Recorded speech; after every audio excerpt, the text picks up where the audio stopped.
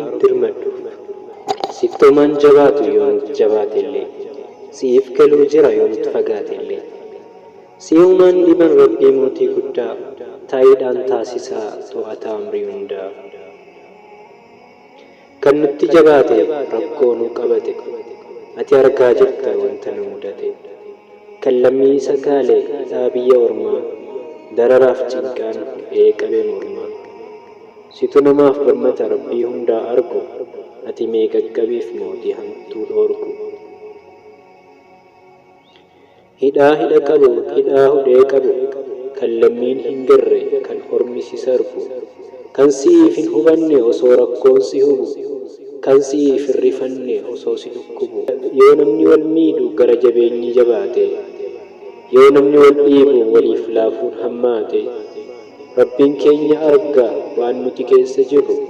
inni nuuf haa birmatu isarraa garaamu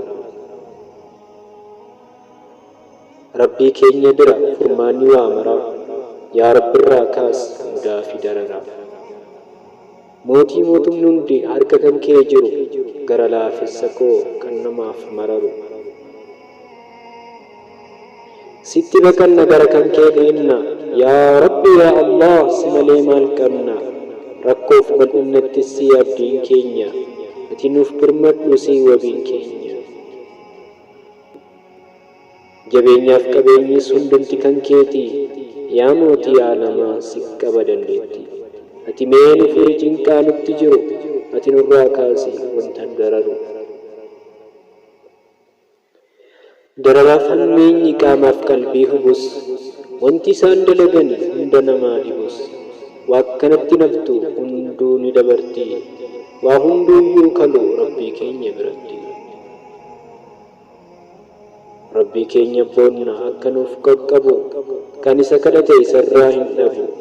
du'aa waliif gochuun wal biraa dhaabbannu rabbi akka birmatuuf isa haa kadhannu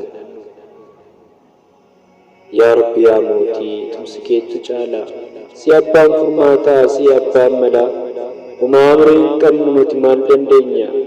yaa rabbi qaqqabiif obboleewwan keenya yaa rabbi birmadhuuf